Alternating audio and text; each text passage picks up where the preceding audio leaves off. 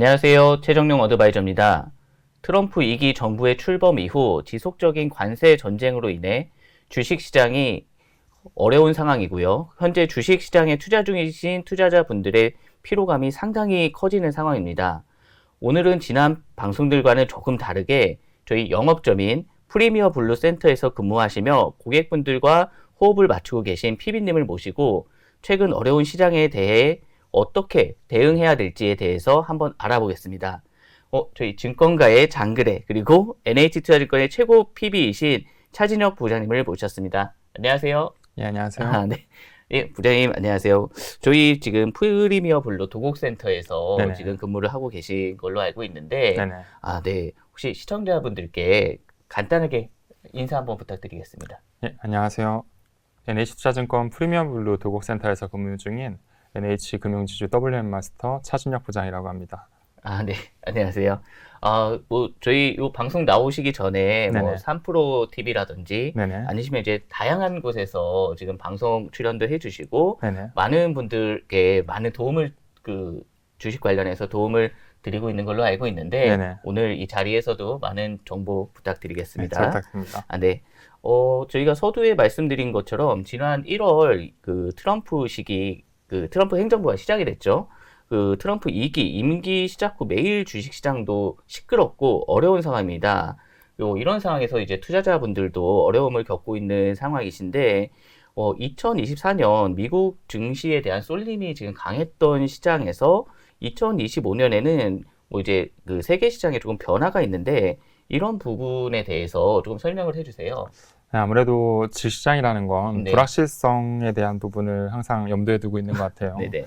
최근에 이제 미국 주식의 하락 원인을 크게 세 가지라고 볼 수 있는 것 같은데요. 네. 첫 번째는 궁극적으로 이제 트럼프에 대한 불확실성이죠. 네. 관세에 관련된 부분은 일단 4월 2일 날로 이벤트 데이가 예정돼 있는데 네. 거기에 대한 보복 관세 관련된 부분, 앞으로도 또 관세 전쟁으로 인해서 좀 경제 성장률이 위축되지 않을까, 그리고 도지라고 해서 이제 고용에 대한 부분에 대한 걱정 이런 것들이 염려가 되면서 트럼프 정부에 대해서 좀 미국과 전 세계인들이 예전에 비해서는 좀 신뢰하지 못하는 게 제일 컸다고 보고요. 두 번째는 아무래도 패러다임의 변화죠. 이 딥시크라는 새로운 이제 AI가 나오면서 과거에 엔비디아나 이런 것들이 이제 매출 총이익률이 75%에 달했었거든요. 이런 부분들이 빅테크들이 막대하게 돈을 쏟아붓고 있었었는데 과연 이렇게 돈을 쏟는 게 맞을까? 더 저렴하고 더 가성비 있게 AI를 해도 성능이 어느 정도 만족시키진 않을까? 그래서 미국 시장에 대한 1등 프리미엄이 사라지고 있는 게 두 번째 원인인 것 같습니다. 마지막으로는 지금 자료에 보이시는 것처럼 트럼프와 미 정부의 입장인데요. 증시 부양보다는 3월부터 돌아가는 단기 채권을 올해 이제 7조 달러어치나 돼요. 이 부분을 이자율을 낮춰서 10년물로의 중장기 채권 롤오버가 예정돼 있거든요.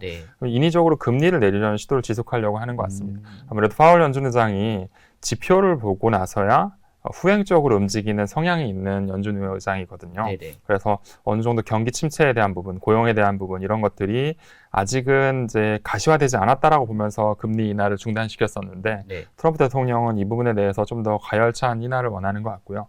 실제 시장에서는 장중에 10년물이 4.1까지 터치를 했었는데 4.1 정도면 연 3회 이상의 인하를 기대하는 거거든요. 그래서 굉장히 연초에만 해도 더 이상 금리를 내리지 않을 것 같다. 혹은 미국 경기가 워낙 좋기 때문에 인플레이션에 대한 우려가 있다 하면서 10년물이 4.7을 넘어섰었는데 어느덧 4.2 언저리에서 이런 부분들을 좀 움직이는 것 같습니다. 그래서 미국 증시 아무래도 최근에 굉장히 많이 안 좋고 상대적으로 비달러화 자산의 시장이 워낙 강하기 때문에 이런 부분들이 좀 투자의 성패를 가르는 것 같습니다.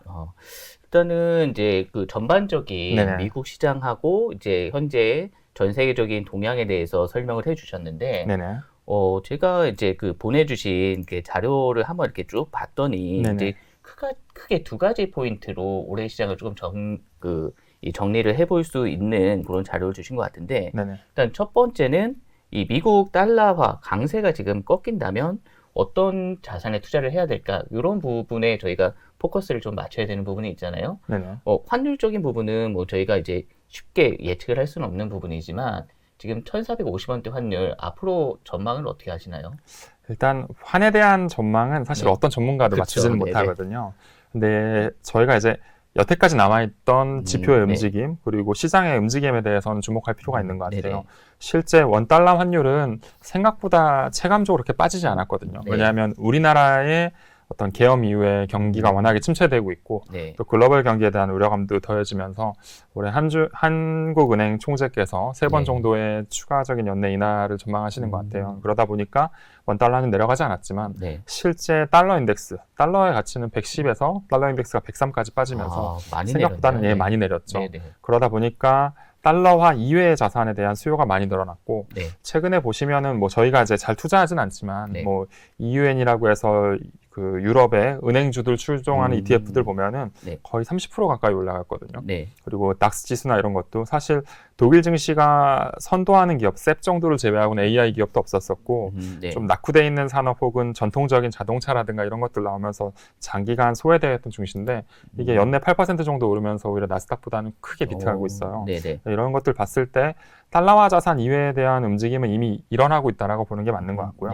저희가 실질적으로 달러 이외에 유럽을 투자하는 건 사실 쉽진 않을 거라고 봐요. 그렇죠. 아무래도 공부도 많이 안 돼 있고 또 한국인들이 선호하지 않는 그런 은행주라든가 방산이라든가 자동차라든가 이런 것들 포진되어 있기 때문에 실제 저희는 국내 증시 혹은 중국 증시 쪽으로 투자를 많이 하는 것 같고 글로벌 자금도 많이 온 것 같습니다. 그래서 보시면은 저희가 IMF랑 서브프라임, 미국 신용등급 강등 이 정도를 제외하고는 사실 원달러 환율이 1,450원대에 온 적이 없었거든요. 근데 이럴 때 사실 국내 증시를 매수했을 때 항상 좋았던 경험이 있어요. 그래서 실제로 차이나 쇼크나 미 신용위기, 신용등급 강등, 유럽 재정위기, 미중 무역 분쟁, 금리 인상 시기 때 늘 1,400원 이상의 환율을 치솟았었는데 이때 국내 증시를 투자했을 때는 시스템 리스크가 아니라면 저는 굉장히 괜찮은 투자가 될 수 있다라고 보고 있고요. 자료에는 써있지 않지만 사실 우리 증시가 나스닥 이 정도로 부러졌는데도 불구하고 잘 버틴다 혹은 실질적으로 글로벌 리딩하고 있거든요. 이유는 전년도에 6개월 연속 월봉으로 하락했던 부분도 있어서 이미 선제적으로 얻어맞았던 부분도 있고 제일 중요한 건 수급적인 부분인 것 같아요.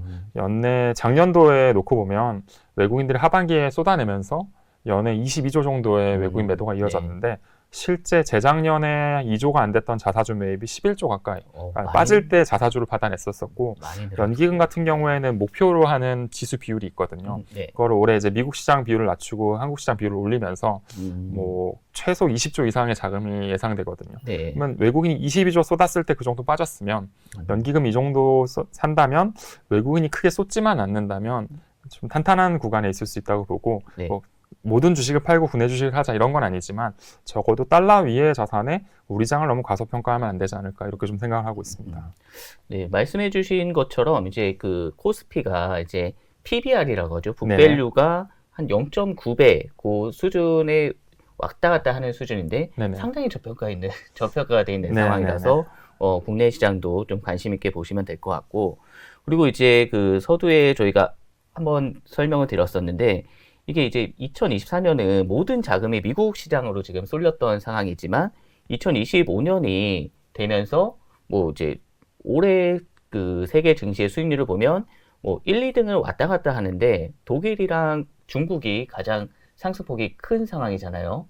뭐 이런 상황에서 뭐 지금 독일은 실질적으로 저희가 이 투자를 하기에 공부를 또 새로 시작해야 되니까 어려운데 그러면 그 저희가 접근해야 될 쪽은 중국 시장이 조금 더 맞지 않을까 싶은데 그쪽에 대해서는 어떻게 생각하시나요? 일단 제가 이제 3프로TV라는 이제 유튜브 채널에서 작년 10월 달부터 이제 중국 주식에 대해서 얘기를 많이 했었었는데 중국 주식이 이제 전통적으로 사이클이 있어요. 그래서 양해 이전에 대한 정책에 대한 기대감으로 1, 2, 3월을 좀 강하다가 보통 3, 4, 5월 달에는 성장주보다는 조금 뭐 백주라든가 소비재라든가 이런 것들이 좀 강해졌던 경험이 있거든요. 왜냐하면 양해를 하고 나서 지방정부의 명령이 하달되고 보조금이 지원되거나 이러면서 소비 쿠폰 뿌리고 이러면서 전통적으로는 1, 2, 3월은 테크 주식 위주로 많이 갔었고 그다음에 3, 4, 5월은 본토 주식이 좀 상대적으로 나왔거든요.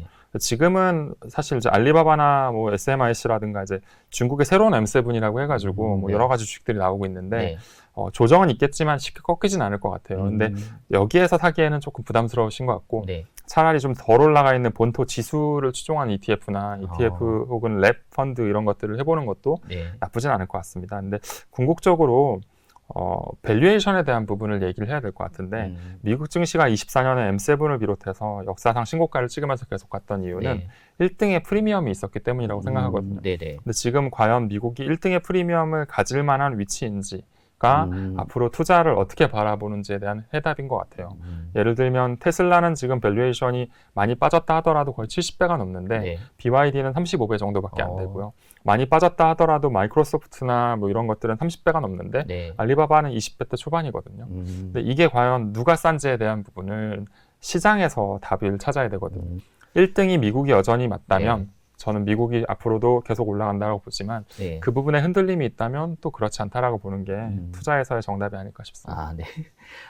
일단 설명을 이제 잘 해주셨는데, 네네. 일단 뭐 이제 그 미국에 대한 우려는 이제 작년부터 이제 좀 계속 나왔던 네네. 부분이잖아요. 그러니까 네네. 이 전체적인 그러니까 PBR이 한 23배 이 정도 수준이 됐는데, 제가 오늘 아침에도 이렇게 좀 그 내용을 듣다 보니까 최근에 미국장이 조정을 받았는데도 퍼가 21배 수준이면 네네. 좀 아직도 조금 고평가가 돼 있는 부분이 있지 않나 이렇게 생각이 들고요. 그러면 이제 저희가 이제 작년까지는 미국 쪽으로 이제 다들 이제 서학개미 하면서 달려가셨는데, 그러면 올해는 이제 뭐 미국 주식 말고 해외 주식 그리고 뭐 국내 주식도 지금 상당히 괜찮은 상황이에요. 어떤 섹터로 어떤 포인트를 봐야 될까요? 일단은 미국만 놓고 봤을 때 네. 트리거가 무엇인지가 중요한 것 같아요. 결국은 실적과 밸류에이션이 답인 것 같은데 네. 그 밸류에이션, 적정 밸류에이션을 어떻게 평가하느냐 가장 이제 손쉽게 네. 또 재밌게 얘기할 수 있는 방법이 1나누기 시장금리라고 보시면 되거든요. 네. 시장금리가 4.0이면 네. PR이 뭐 25배 정도 된다, 4.5면 뭐 몇 배 정도 된다, 뭐 이런 식으로 네네. 좀 편하게 계산할 수 있는데 시장 금리가 내려야 된다라는 거죠. 그러니까 지금은 연내 1회 인하가 연준의 컨센인데 네. FOMC 오늘 이제 다음 주부터 하게 되죠. 네, 다음 주에 그러면은 연내 2회 혹은 3회다라고 얘기를 하는 순간 증시가 반등이 많이 올 것이다라고 네. 생각을 하는 게 있고요. 두 번째는 실적에 대한 전망치, EPS의 추정치와 네. GDP인데요. 네. 지금 너무 이제 미국에서 많이 빠져가지고 저희가 자신감을 많이 잃고 있는데 네. 경기 침체에 대한 우려가 이제 반영이 되고 있다고 생각해요. 네네. 근데 여기서 사전적 정의, 그러니까 주식시장에서의 문법적 정의는 경기 침체는 GDP가 2분기 연속 마이너스 됐을 때를 침체라고 보거든요. 네. 실제 GDP 나우에서 보면 최악의 케이스에도 이제 잠재 성장률이나 GDP를 봤을 때 1분기는 마이너스 역성장은 하지 않을 것 같거든요. 네. 그렇게 보면은 너무 과도하게 지금 빠져 있고 빅스 지수나 이런 것들의 흐름을 봤을 때는 평균 대비 이상의 변동성이라 이제 반등은 셀 것 같아요. 네. 문제는 여기에서 이제 금리와 관련된 부분 그리고 시장에 관련된 부분에서 반등이 나올 때 네. 무엇이 갈지와 M7 위주로 갈지 아닐지를 정해야 되는데 네. 저는 조심스럽지만 1차 반등은 M7과 반도체, 은행주를 중심으로 한 금융주가 먼저 반등을 하고요. 네. 그리고 나서 진짜 반등, 진짜 장기적인 상승 저희가 편하게 매매할 수 있는 장은 2분기 실적이 발표된 6월달 전후가 되지 않을까 싶어요. 그래서 네. 단지 이제 JP모건이나 이제 블랙락에서 내놓은 아이비들 레포트들 보면 연내의 반등 저점 시기를 3분기, 4분기라고 보는데 네. 저는 조금 다르다고 생각하는 게 기술과 테크의 발전이 있기 네. 때문에 그런 부분들을 조금 상쇄해서 한 2분기의 중반 정도, 그러니까 5월에서 6월 정도면 미국 시장이 진정한 저점이 나오지 않을까. 일단 1차 반등을 했을 때 네. 계좌를 추스를 수 있는 어떤 기회를 좀 가지시는 게 좋을 것 같고요. 네. 그리고 진짜 반등이 나올 때에 어떤 섹터를 봐야 될지. 금리가 많이 내려가고 전망치가 많이 내려간다면 M7과 금융주, 금리가 많이 안 내려가고 네. 전망치가 많이 내려가지 않는다면 뭐 미국의 시장을 찾거나 아니면 소비재나 기타 주식을 봐야 되는데 네. 사실 한국인들이 미국을 사는 이유는 한국이 없는 주식을 사거나 세계 1등 주식을 사고 싶은 마음이거든요. 주시장의 1등의 프리미엄을 계속 미국이 갖고 있을 수 있을지가 앞으로 투자를 바라보는 시각에서 제일 중요한 포인트라고 할 수 있겠습니다. 네. 그러니까 미국 쪽을 지금 이제 쭉 설명을 해주셨는데 네네. 오늘 밤에 이제 CPI가 발표가 네네. 있잖아요. 그러면 CPI 발표 후에 어떤 업종들이 좀 강하게 움직였던 종목들이 있을까요? 저는 아무래도 이제 금리 전망치가 네. 조금은 이제 2회 혹은 3회 인하로 바뀔 가능성이 높다라고 보고 네. 그러면 크게 3개 섹터라고 보고 있는데요. 네. 일단 그 딥시크 이후에 네. 저희가 어떻게 움직였는지 잠깐 살펴보면 좋을 것 같은데 네. 트럼프 시기 때 이제 미국의 100억 달러 이상 기업들 중에서 트럼프 취임 직후는 수익률이 가장 좋았던 게 소프트웨어, 반도체, 전력기기, AI 로봇 이쪽이었거든요. 네. 이게 흔히 말하는 트럼프 트레이딩이었어요. 네. 저희가 테슬라가 대표적인 케이스였죠. 그렇죠. 네. 근데 지금 이게 많이 부러졌거든요. 그래서 아무래도 이쪽 섹터가 조금 더 강할 것 같고 네. 두 번째로는 이제 취임식 이후에 한국장도 보면 의료 로봇이나 전력기기, 반도체, 우주국방, 조선, 원전 이런 것들 많이 올라왔거든요. 네. 그러니까 한국 시장도 CPI 발표하면 오늘 어제 이제 이미 움직이기 시작하는데 반도체라든가 로봇 관련된 부분 그리고 낙폭 과대주 중심으로 조금 움직이지 않을까 싶어요. 미국 같은 경우에는 보시면 트럼프 딥시크 쇼크 나온 그 주에는 가장 많이 올랐던 게 알리바바나 사이버 보안, 그다음에 핀테크, AI 어플리케이션이나 소프트웨어 업종이었거든요. 네네. 근데 그 다음 주 반등 나온 거 보면 전력기기, 뭐 SMR을 비롯한 뭐 탈런 에너지나 뭐 이런 원자력, 그다음에 인프라 구축 관련된 부분, AI 어플리케이션 소프트웨어 이쪽이거든요. 그리고 보시면 이 딥시크 쇼크 이후에 먼저 올랐던 섹터들이 크게 보면 전력기기랑 소프트웨어 그리고 뭐 중국 관련된 부분 소비재 이런 쪽인데 저는 이제 장기적으로 연간으로 놓고 보면 소프트웨어 쪽이 계속 유망하지 않을까. 한국인들 제일 많이 고생하는 종목이 팔란티어인데 저는 이제 그런 팔란티어 같은 개별주를 하는 것도 나쁘진 않지만 IGB라고 해서 이제 소프트웨어를 이제 뭉뚱그려서 투자하는 ETF가 있거든요. 그러니까 미국에만 있는 아직 1등 프리미엄을 갖고 있을 수 있는 섹터가 저는 로봇이나 자율주행 이런 것보다 오히려 소프트웨어 관련된 부분들, 서비스나우라든가 뭐 그런 세일즈포스라든가 팔란티어라든가 이런 것들 모아놓은 섹터가 이쪽이 아닐까 싶고요. 그럼 전력기기 관련된 부분도 ETF로 충분히 투자할 수 있거든요. 그래서 그거랑 반도체 섹터 정도가 미국에서는 먼저 올라오지 않을까 그렇게 좀 예측을 해봤습니다.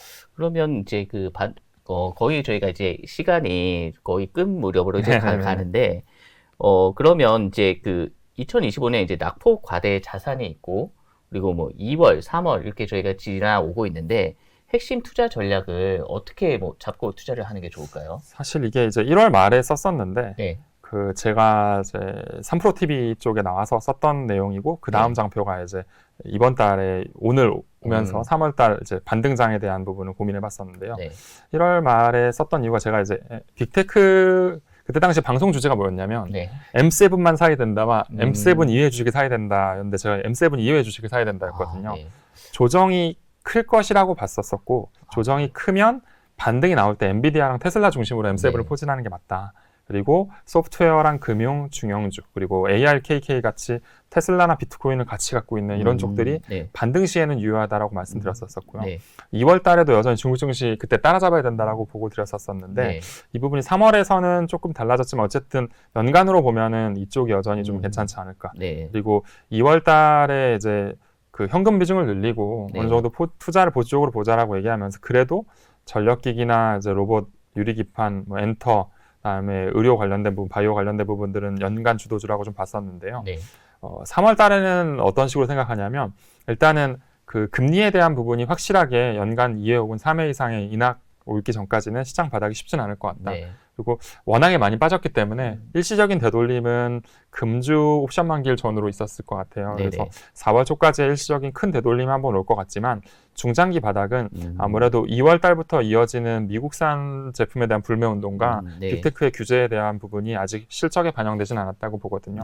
그래서 2분기 실적 발표가 다 끝나는 5월 달 전후가 돼야 진정한 바닥이 좀 나오지 않을까 싶고 오히려 이런 반등 시에 많이 물려있던 자산을 일정 부분 좀 물타기를 해서 비중을 축소하는 쪽으로 우리 보는 게 현실적이지 않을까 생각했습니다. 그리고 중국은 이제 양회라고 해서 이런 부분들이 오늘 이어졌는데 제 생각에는 그동안에 K앱이나 뭐 이런 항생테크 지수 이런 것들 굉장히 많이 올랐었거든요. 근데 그런 부분들에 대해서는 비중을 좀 낮추고 오히려 중국 본토의 CSI 300이나 그다음에 뭐 FXI 같이 대형주를 추종한 ETF들이 있거든요.